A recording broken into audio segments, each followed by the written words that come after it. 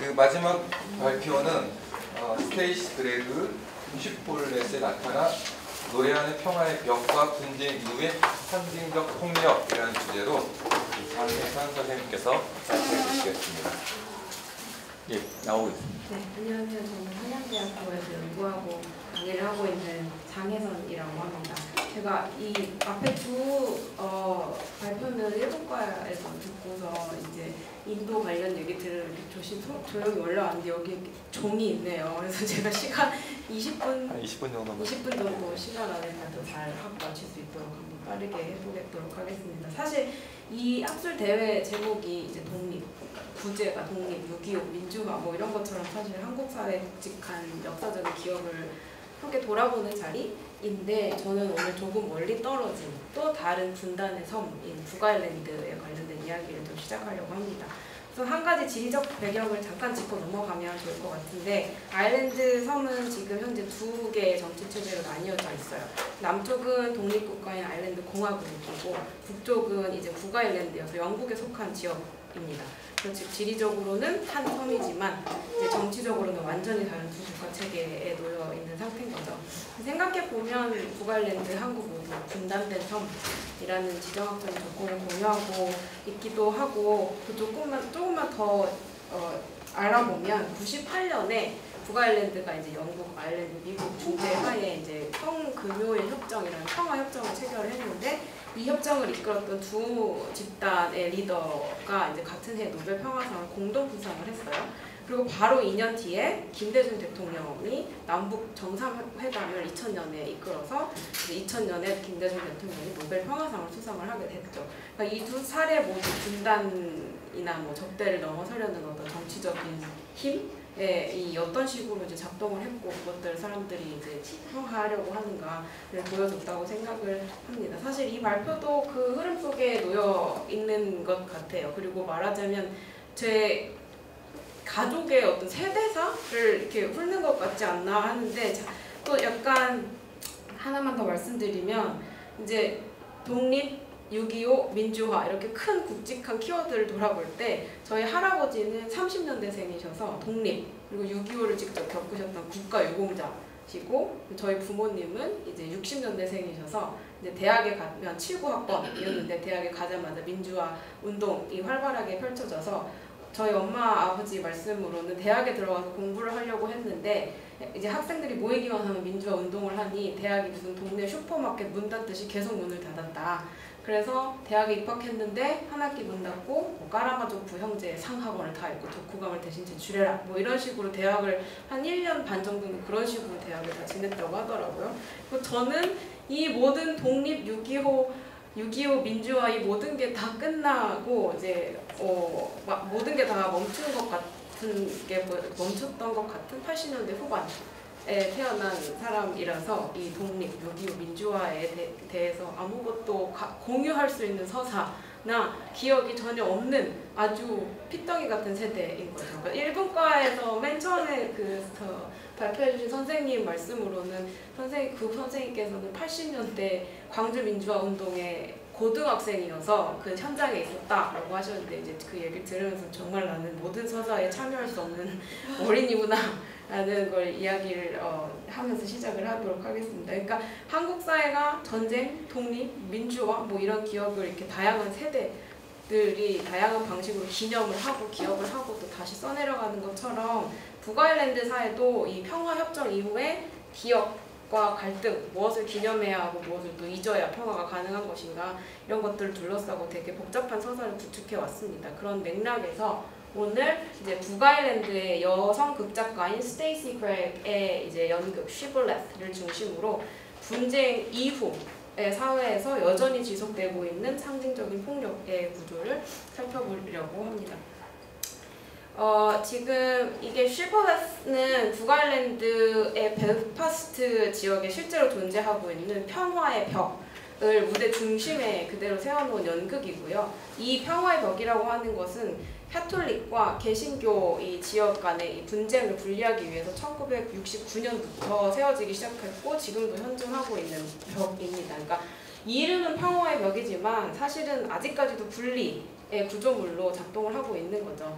지금 이 연극에서 벽이 단지 그냥 배경으로만 있는 게 아니라 뒤에 이제 2층에 무대가 분할이 돼서 2층에서 말하고 실제로 노래를 하는 그런 존재로 나오는데 이 여성화된 목소리로 재현이 되는 이 평화의 벽이 Build me high, 나를 더 높게 세워줘, 하늘 끝까지 닿게 이러면서 계속 노래를 하면서 이제 더 나를 단단히 쌓아 올려줘라고 이제 요구를 하니까 이제 벽은 살아있는 주체이고 또 욕망하고 실제로 이 분단이라는 거를 이 욕망하는 권력으로 형상화 되는 거죠. 그리고 요 밑에 앉아있는 4명의, 지금 여기 이 장면에서 4명의 벽돌공들밖에 안 나와 있는데 이 벽을 그러니까 다시 연장하는 공사에 투입된 이 벽돌공들이 주인공들인데 이 벽을 쌓는 이들이 이제 프로테스탄트, 개신교, 워킹 클래스, 그 노동 계급의 노동자들인 거예요. 근데 이제 단순히 이 벽을 연장하는 공사만을 하는 노동력을 제공하는 게 아니라 이제 연극의 후반으로 갈수록 자기가 피를 흘리고 피를 바치고 하면은 이 벽이 그 피를 흡수하고 이 노동자들의 신체를 삼키고 더 높아지고 단단해지는 이런 약간의 그로테스크한 느낌의 그런 연극이기도 해요. 그러니까 결국에 이 연극이 우리가 평화라고 부르는 게 과거의 갈등을 단순히 극복한 결과다 이렇게 얘기할 수 있는 게 아니라 사실은 신자유주의적 이 재정렬을 통해서 노동자 계층을 이용하고 이 노동자 계층의 분노를 또 다른 곳으로 아주 활발하게 전이시키는 방식으로 작동하고 있지 않나 하는 생각으로 글을 시작을 했습니다. 그리고 제 논문을 이제 읽어 내려가기 전에 이 작품 제목인 shibboleth라는 단어에 대해서 간단히 또 이야기를 하려고 하는데 먼저 여기 지금 가져온 페이지는 이 그 스크립트, 드라마 스크립트 서문을 그대로 캡처해서 가지고 온 거예요. 이 shibboleth라는 단어는 성경에서 유래한 말이고 이 시넷가라는 의미의 히브리어입니다. 그러니까 이스라엘 지파가 2개로 나눠져 있었는데 하나는 뭐 에브라임 지파였고 하나는 길앗 지파였는데 둘 사이에 이제 분쟁과 갈등이 있다가 전쟁이 일어났는데 이제 길앗 병사들이 전쟁에서 이겨서 요단강 나루를 딱 차지를 하고 에브라임 지파들한테 이제 자기네 사람이 아닌 사람들은 다 가려내서 죽이려고 shibboleth라는 발음을 해봐라고 했고 이제 그 에브라임 사람들은 SH 발음을 못했고 시블렛이라고 발음을 하게 된 거죠. 그래서 그럼 넌 우리 사람이 아니야 라고 해서 학살된 에브라임 사람이 전부 42,000명이라고 합니다. 그러니까 이제 이 언어 발음의 되게 미묘한 차이로 이제 적, 아군 이런 것들을 구분했던 이 이야기에서 비롯이 된 거고 사실 시볼렛을 그냥 구글링을 해보면 뭐 세계의 시볼렛의 예시들 뭐 이렇게 되게 많은 것들이 나오는데 우리나라 사례도 그 중에 하나로 나옵니다. 이렇게 Japan hyphen Korean 시볼렛 뭐 이렇게 해서 나오는 것 중에 하나가 뭐냐면 이 1923년에 일본인들이 대규모 조선인을 학살을 했는데 그래서 이제 관동 대학살이라고 우리나라 역사에 기록되는 것이고 여기 나오는 게 15엔 50전인 건데 이제 일본어로 하면 주고엔 고지센 이렇게 발음이 돼야 되는데 이제 이 주라는 게 즈도 아니고 주도 아니고 일본어 특유의 즈라는 게 있어야 되는데 그걸 조선인들이 발음을 제대로 못했겠죠. 그래서 이제 주고엔 고지센 발음 해봐 라고 했을 때 이제 자경단원들이 조선인들한테 물어봤을 때 발음이 조선인같이 그 주를 제대로 발음을 못했을 게 뻔했을 거니 이제 제대로 발음 못하면 죽였고 그때 죽은 조선인들이 한 6천여 명 된다라고 기록이 되고 있습니다.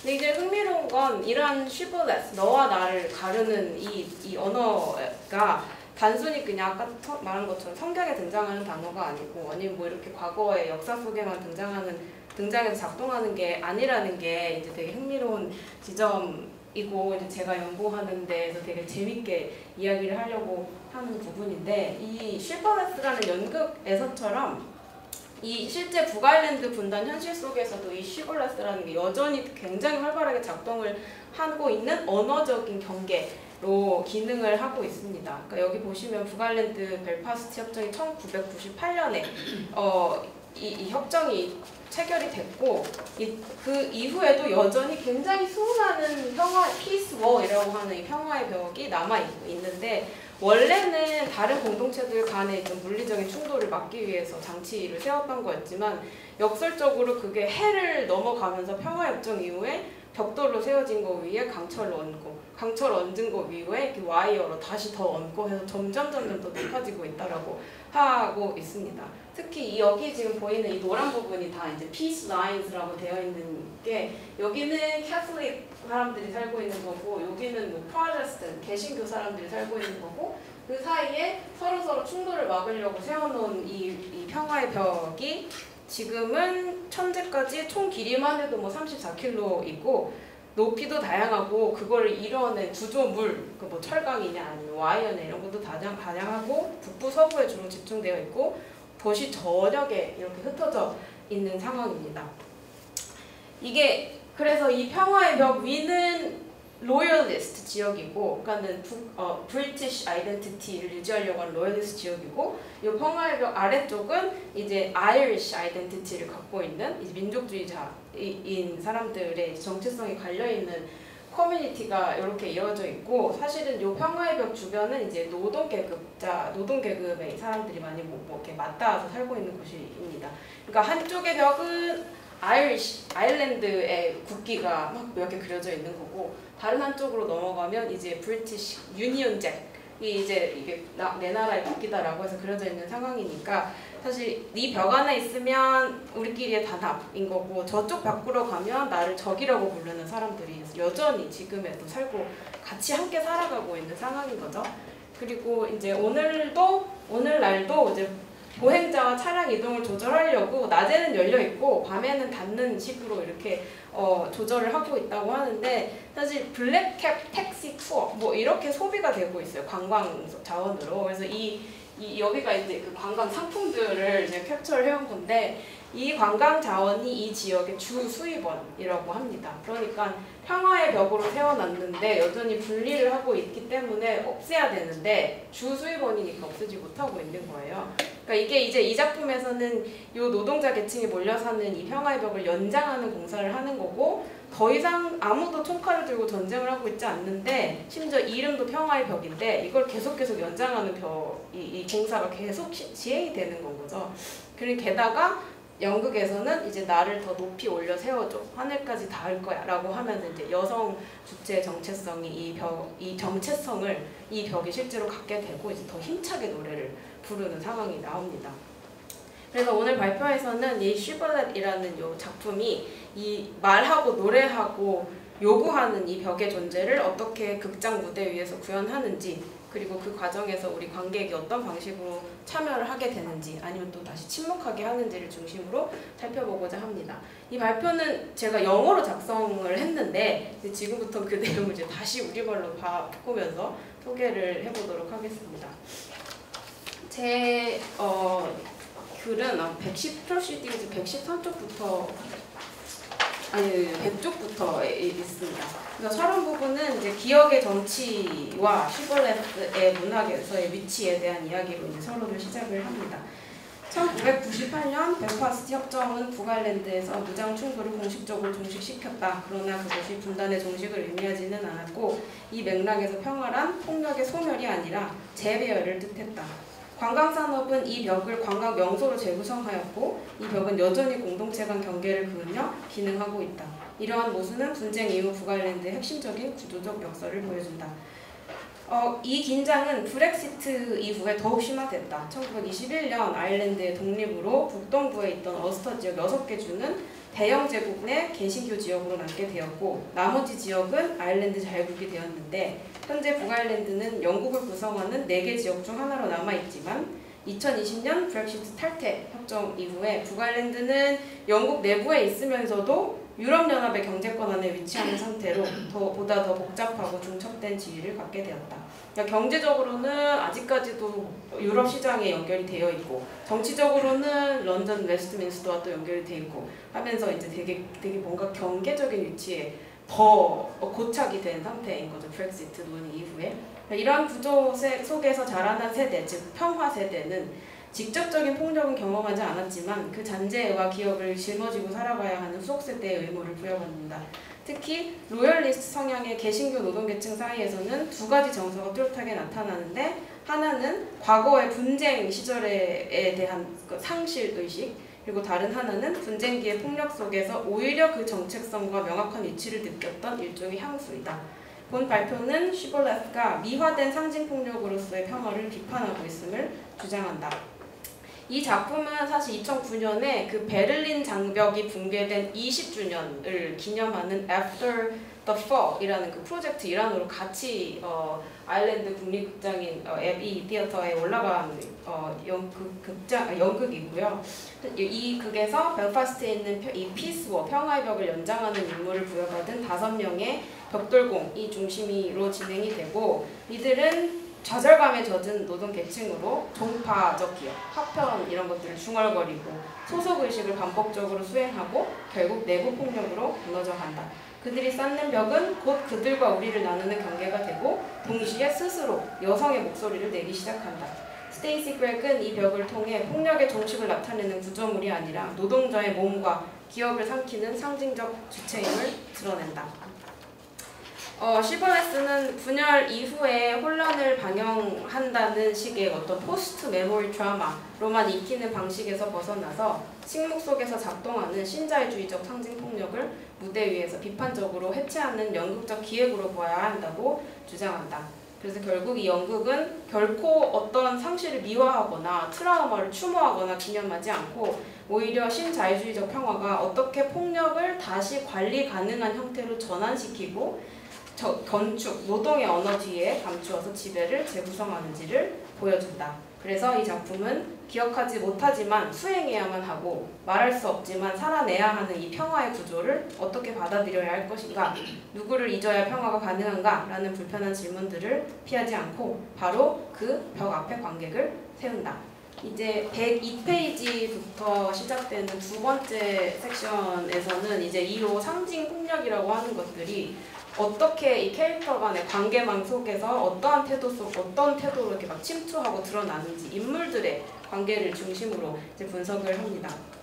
시버나스는 상징적 폭력은 눈에 띄는 격렬한 폭력으로 등장하지 않는다. 오히려 이 폭력은 한때 북아일랜드 개신교 정체성의 핵심을 이루던 이념이 평화 프로세스 이후에 점점 주변화되면서 발생한 위기에서 비롯된다. 평화는 이 전통을 재확인하기보다는 무력화시키거나 오히려 의심스러운 것으로 만들었고, 이로 인해 노동계급 개신교 공동체는 정치 문화적 정당성이나 소속감을 모두 상실하게 된다. 이전까지는 시민적인 덕목으로 간주되었던 어떤 연합주의적인 가치들, 예를 들면 뭐 브리티시 퀸 뭐 이런 왕실에 대한 충성이라던가 아니면 개신교적 노동윤리라던가 영국적 자긍심, 이런 것들은 이제 종파적, 시대착오적 혹은 위험한 것으로 간주될 뿐이다. 이렇게 기존의 전통이 무력화되는 이유는 그 전통이 노골적으로 거부되었기 때문이 아니라 자유주의적 어떤 합의, 평화라는 프레임 속에서 제정이 되었기 때문이다. 결과적으로 평화의 벽은 어떤 중립적인 구조물이 아니라 새로운 대제의 논리가 투사되고 정당화되는 표면이 될 뿐이다. 이제 여기가 이제 그게 오프닝 장면에 나오는 이렇게 스크립트를 또 가지고 온 장면인데, 그게 오프닝 장면에서는 캐릭터가 바로 등장하는 게 아니라 느닷없이 오바마가 등장을 합니다. 근데 오바마의 목소리가 등장을 할 뿐인 건데, 오바마 대통령이 2013년에 벨파스트에 실제로 가서 연설을 한 장면을 그냥 그 스크립트를 가져온 거예요.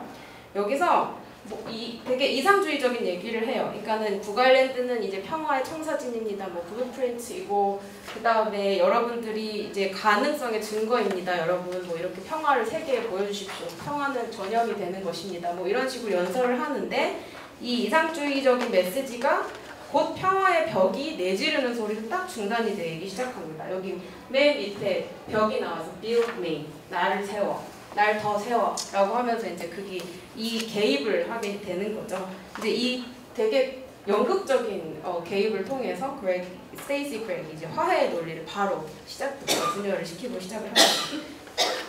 평화의 벽은 과거를 어떤 애도하지도 않고 오히려 자기를 더 세워달라고 건설을 요구를 하는데, 이때 얘가 말하는 평화는 더 이상 미래의 지향적인 이런 평화가 아니라 이 분단의 조건을 계속 반복을 하게 하는 굉장히 행정적인 명령 같은 거죠. 세워 올려 쌓아 이렇게 하는 노동계층에게 쌓아 올리라고 하는 명령 같은 것으로 기능을 하는 거죠.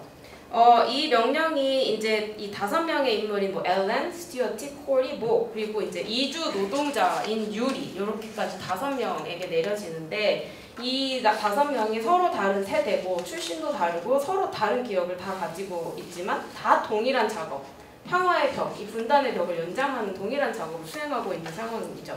그래서 이렇게 북아일랜드 분쟁을 The Troubles라고 하는데 이 북아일랜드 분쟁을 기억하는 오래된 나이든 사람들, 올든스라고 불리는 엘렌과 스튜어트, 그리고 평화가 이미 이루어진 이후에 태어난, 그러니까 저를 약간 대변하는 세대인 것 같기도 해요.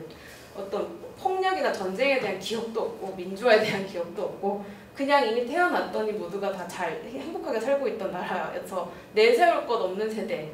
그러니까 평화협정 이후에 태어난 youngins, 젊은 애들이라고 이렇게 좀 경멸하면서 말하는 애들인데 이게 모아 코리, 그리고 이 종파적 구도 아예 바깥에서 온 이방인, 이민자, 유이라는 사람들이 5명인데 이들이 이제 벽을 확장하는 노동에 다 징집이 됩니다.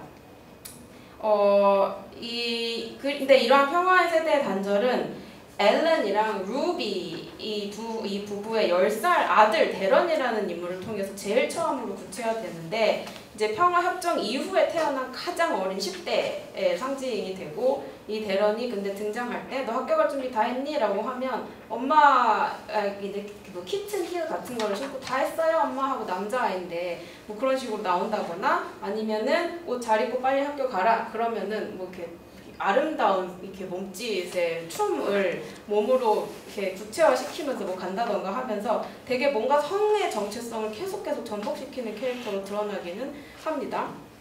근데 이제 이 데런은 평화 시기에 태어났는데도 불구하고 이 벽의 존재를 이해하지 못하겠죠.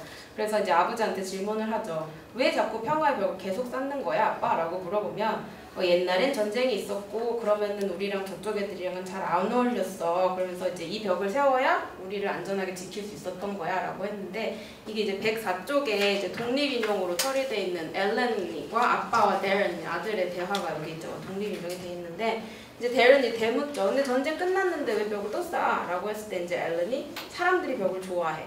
예쁘게 벽화도 그리고 거기다 이제 평화 관련된 막 그림도 그려놔. 그리고 관광객도 오고 뭐 이러면서 아버지가 평화 이후에 태어난 자기 아들한테 이야기를 해줄 게 없는 거죠. 계속 이 분단의 서사를 계속해서 반복해서 내려주기만 할 뿐인 거잖아요. 아 정말요? 20분이 다 지났나요? 5분 남았습니다. 아 5분 남았나요? 그러면은 이제 유리의 가정을 가는 걸로 넘어갈게요. 이게 폴란드 출신의 이민자가 이제 나오는데 이 폴란드 출신 이민자가 나오는 극에서 제일 중요하게 비춰지는 것은 이제 십잔말풀이를 하면서 등장을 해요. 근데 십잔말풀이의 문제가 시벌렛이고 어떤 집단과 다른 집단을 가르는 언어적 경계선이다 라는 십잔말풀이를 푸는데 이거의 답이 데리라는 것이었어요. 데리. 근데 이 데리는 이제 카톨릭 민족주의 아이리시 정체성을 갖고 있는 사람들이 데리라는 도시를 부르는 이름이고 브리티시 정체성을 갖고 있는 사람들은 똑같은 도시를 런던 데리라고 부른단 말이죠. 그러니까 만약에 유리가 여긴 데리야 라고 말해버리면 자기는 지금 이 같이 노동 공사 현장에 있는 사람들이랑 섞일 수가 없는 거고 또 다른 되게 시벌레스를 기억하고 사회화하고 내면화하는 그 캐릭터로 등장을 하고요. 그래서 넘어가면 이 슬라이드는 사실 이제 상징적 폭력이 어떻게 또 새롭게 분열이 되는지 축을 정리해본 건데 총도 없고 폭탄도 없는데 혐오와 갈등이 이제 굉장히 다른 방식으로 막 계속되고 있다는 걸 이제 정리를 해보려고 강조를 했고 이 극 중에서 계속 반복되는 표현이 damns, 걔네들이랑 usens, 우리들이라는 건데 이 damns, usens는 이제 분쟁 이전에는 이제 카톨릭계 개신교고 nationalist 때 연합주의자들이었는데 지금 현재는 벨파스트 현지인들이랑 이제 이주민에게 이제 어떤 이방인을 대하는 방식들, 이방인에 대한 혐오, 뭐 그게 또 번졌고 또 세 번째 아랫부분에서 또 다른 갈등축이 생겨나죠. 젊은 세대와 이제 기성세대 간의 충돌인 거죠. 그러니까 모아콜이 젊은 애들은 미래를 상상하려는 젊은 층인데 엘렌과 스튜어트 같은 경우는 이제 과거의 신념, 내가 과거에는 그렇게 누구 귀도 잘라봤고 누구를 위해 총칼도 들어봤어 뭐 하는 이런 여기의 인물들인 거죠. 이제 시간이 없는 관계로 이제 한 107페이지부터 이제 세 번째 파트로 넘어갈 거거든요. 여기서부터 이제 폭력이 공간이나 무대에서 어떻게 수행이 되는가를 본격적으로 분석하는데 본격적으로 이야기할 시간이 1, 2분밖에 없는 것 같긴 한데 빨리 해보면 이제 이 극은 두 가지를 통해 작동을 한다라고 제가 이제 글에서 써내려가고 있는데 하나는 명령을 수행하는 이 여성화된 목소리로서의 벽 그리고 다른 하나는 노동과 어떤 피를 제공하는 노동자들 이게 흡혈하는 벽 이 이미지가 되게 강하거든요. 그래서 초반 장면에 코리가 싸움을 앞두고 있다거나 아니면 뭐가 다른 노동자들이랑 분쟁의 갈등 상황에 놓이게 된다거나 하면 이 벽이 이제 스테이지 디렉션으로 walls vibrate 이렇게 진동을 한다라고 해요. 그러니까 약간 어떤 폭력이나 갈등을 항상 기다리고 기대하고 있는 행위자로서 계속 존재를 하고 있는 거죠. 그리고 또 넘어가면 사실 그게 마지막 장면도 아무런 충돌이 일어나지도 않고 그냥 굉장한 침묵과 흡혈하는 그러니까 뭐가 자살을 해서 걔가 흘린 피를 얘가 먹고 더 단단해지고 숭고한 이미지로 계속 웅장하게 성장하는 그 이미지로 그러니까 약간 피의 재물을 받고 이렇게 솟아오르는 기괴하고 불안한 미소를 지으며 솟아오른다 뭐 이러면서 끝나는 장면으로 끝이 납니다. 그래서 이제 결론으로 빨리 넘어갈게요. 그러니까는 제 질문은 이거였어요. 평화가 도달점이 아니라 새로운 배제와 갈등의 장치일 때 연극은 무엇을 드러내야 하는가? 그게 첫 번째 였고 사실 그러면 평화 자체가 상징적 폭력의 한 형태가 되는 순간 연극은 무엇을 드러낼 수 있는가가 두 번째 였는데 슈퍼넷은 카타르시스나 화해의 가능성을 제시하기보다는 오인이나 또 강요된 동의가 반복되는 일상적인 리듬을 무대 위에 펼쳐 보인다. 그런 점에서 이 연극은 북아일랜드의 분쟁 이후의 현실을 단순히 재현하는 것이 아니라 분쟁 이후라는 말 자체에 내포된 전제와 의미를 근본적으로 되묻는다 라고 뭔가 결론을 좀 지어내려고 했고 가장 인상적인 건 이 장면의 마지막에 이 모의 몸이 전부 다 흡수돼가지고 집어 삼킨 게 아니라 사람들이 이제 또 벽돌로 쌓으려고 출근을 한 상태에서 이 모의 두 다리가 벽 밖으로 삐져나와 있다. 그러니까 아직 소화가 덜 된 거죠. 이 노동자의 몸과 피가.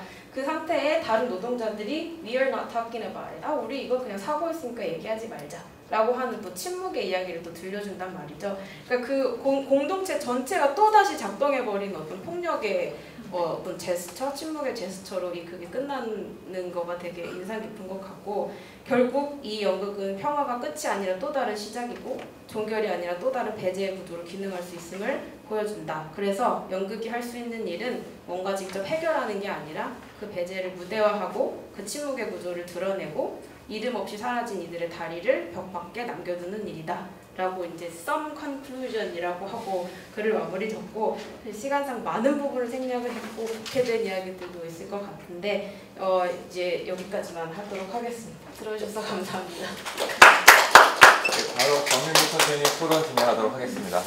네, 이게 필요하십니까? 아니요, 괜찮습니다. 발표 많이 하셔야 되는데 시간 때문에. 그러니까요. 워낙 저희 연구학 분야에서 원래 이제 아일랜드 드라마 연구로 가장 캔망받고 있는 분이셔가지고 나중에 혹시 관련된 분야 연구 필요하시면 연락을 하셔도 될 것 같습니다. 네. 제가 오늘 오는 길에 제가 숙대에서 다른 또 컨퍼런스에 있어서 마치고 이제 오는 길에 서울역하고 강화문 지나는데 오늘 네, 그래서 제가 오늘 발표가 피스월이었는데 시장에 월이 이렇게 차단벽이 딱 쳐져 있어서 그런 생각을 또 했습니다. 월이 있어서 피스가 존재하는 건가? 뭐 이런 생각을 좀 했습니다. 이게 피스인가? 라는 생각을 좀 했어요. 이게 서로가 뭐가 안정인가? 라는 이게 월의 의미는 뭘까? 이 발표에서도 또 한 번 또 생각을 했었던 것 같은데 이 발표문 읽으면서도 생각을 했었고 근데 아이러니한 건 아까 말씀드린 것처럼 벨파스트 가면 최고의 관광 상품이 되어 있습니다. 이게 네. 그렇게 소비되어지고 있는데 짧게 세 가지만 질문을 드리면 마지막에 제가 이제 토론문에는 4가지를 했는데 4번째는 아까 첫 번째 조금 강조하고 설명하셨던 것 같아요. 그래서 발표문을 다 읽지는 않고 그냥 요약해서 질문을 드리면 첫 번째는 이제 선생님께서 이 작품이 시볼렛이 상징폭력을 시각화하고 무대한 작품이라고 얘기했고 그런 측면에서 봤을 때 폭력의 상징적 전환이라는 관점 이게 하나의 연극이라는 장르를 통해서 재현되어지고 있는데 이때 우리가 좀 고민해 봐야 될 게 있지 않을까라는 질문을 드립니다. 예를 들어서 이 작가의 그레그의 무대가 아까 선생님께서 말씀하신 것처럼 흡혈하는 벽이나 피를 먹는 구조물로서 폭력의 심리화를 이렇게 보여주려고 할 때 이게 방금 제가 말씀드린 것하고도 좀 비슷한 맥락인데 이게 과연 비판일 건가 아니면 또 다른 형태의 소비일 것인가에 대한 우리가 질문을 좀 던져봐야 되지 않을까.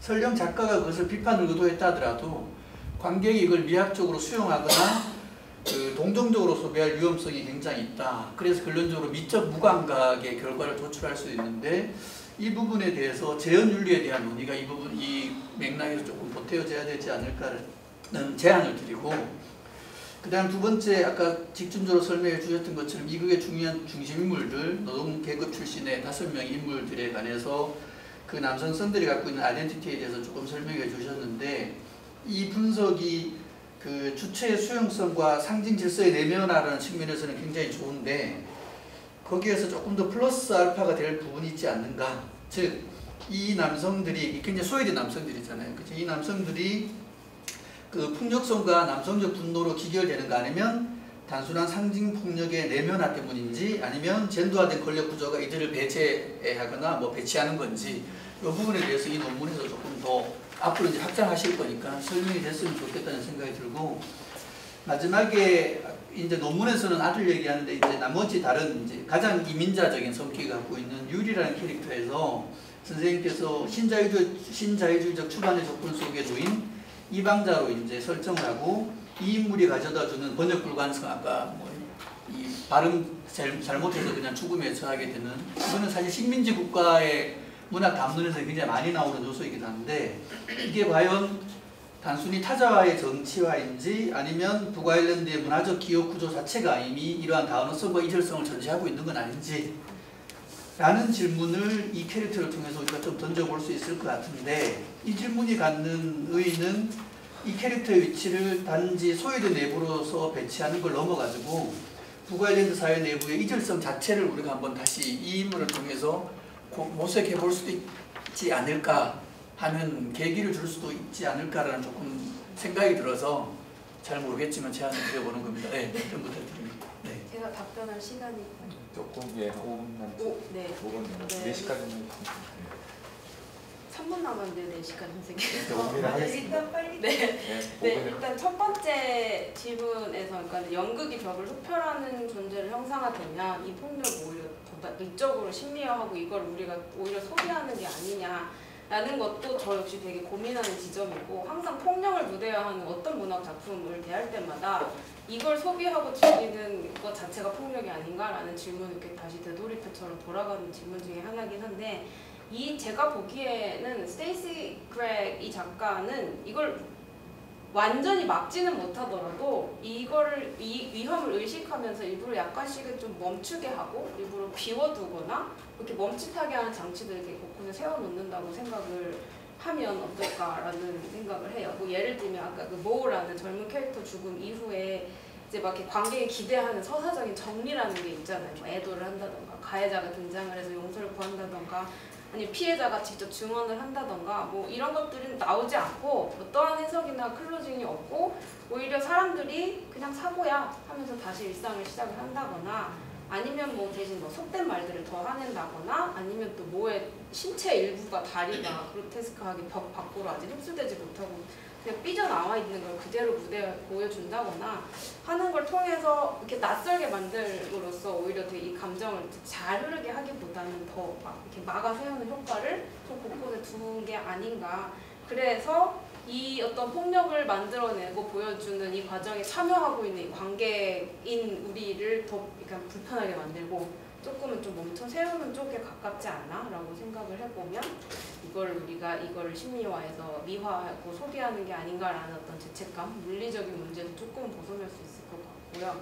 그리고 두 번째 말씀해주신 이 기이한 남성성 아니면 불완전한 남성성, 이 지점이 사실 제가 이 글을 쓰면서 제일 확장하고 싶었지만 근데 밀어넣지 못한 부분이기도 해요. 사실 제가 병행하고 있는 다른 논문, 작업하고 있는 다른 논문에서는 이런 그 crisis of masculinity 아니면 뭐 toxic masculinity 이런 같은 그 개념을 중심으로 이제 북아일랜드 다른 작품에 나타난 여성에 대한 폭력, 남성성 이런 것들을 이제 분석을 하고 있는데 이 작품에서도 그 맥락이 되게 분명하게 작동을 하고 있다고 생각을 해요. 그래서 되게 남성이라고 해서 그냥 자동으로 권력을 갖고 이 폭력을 내재한 인물들이라고 이렇게 1차원적으로 얘기를 할 게 아니라 어떤 이 남성들은 오히려 체계적으로 권력에서 되게 밀려났고 전쟁이 끝났으니까 더 이상 참여할 이제 영웅적인 서사에 참여할 수 있는 어떤 그 특권이 없는 거잖아요. 근데 그 밀려남 자체가 또 다른 방식으로 어떤 남성다움이라는 것들을 요구를 받고 또 남성다움을 수행해야 하고 이런 기대 속에 놓여 있어서 사실 이 말씀해주신 것처럼 이게 단순한 계급 문제인 것도 아니고 단순히 뭐 상징 폭력을 내면한 것도 아니고 이 뭔가 오히려 이 남성성의 밑에도 불안정성, 애매모호함 이런 것들을 이제 조금 더 끌어낼 수 있도록 수정을 근미래에 해보도록 할 예정입니다. 그리고 세 번째가 이제 그 유리라는 캐릭터를 통해 나타나는 건데 이게 오히려 유리라는 사람이 타자가 아니라 그 자체의 이질성을 전제하고 있는 게 아닌가라고 하셨는데 결국 유리나 그 딸인 에그네시카라는 딸이 있는데 이제 단순한 외부자가 아니라 북아일랜드 내부에서 이제 되게 불안정성 자체를 드러내는 어떤 증폭 장치로 이제 작동을 하고 있다고 생각을 해요. 사실 다른 북아일랜드 작품에서도 이런 폴란드에서 이민 온 노동자 계층이 많이 나오는데 그 노동자 계층이 나왔다고만 하면 이제 뭐 북아일랜드와 폴란드에서 월드컵 경기가 열리는 날이면 그 상점 주인 역할을 하고 있는 모든 사람들은 집에 일찍 가야 된다거나 대중교통을 이용하면 훌리건들한테 맞기 때문에 택시를 타고 오라고 뭐 집에서 계속 연락이 오는 이런 서사들이 계속 반복이 되고 있거든요. 그러니까 그냥 어쨌든 이 내부 질서가 이 이질적인 내부 질서 자체가 얼마나 불안정한 것인지 얼마나 균열이 있는 것인지를 드러내는 증폭 장치로 작동한다고 생각을 해서 조금 이 장면에 대한 해석을 이 캐릭터에 대한 해석을 좀 더 추가해서 더 확장을 할 수 있으면 좋겠습니다. 미래에 제가 감사합니다. 근데 오늘 이게 어디까지가 제가 지나쳤고 어디까지가 더 덧붙여서 확장해야 하는 부분인지 잘 항상 이렇게 리뷰를 잘 해주셔가지고 더 고민할 수 있게 해주셔서 감사합니다. 예, 소개해 주신 분께 말씀 받겠습니다.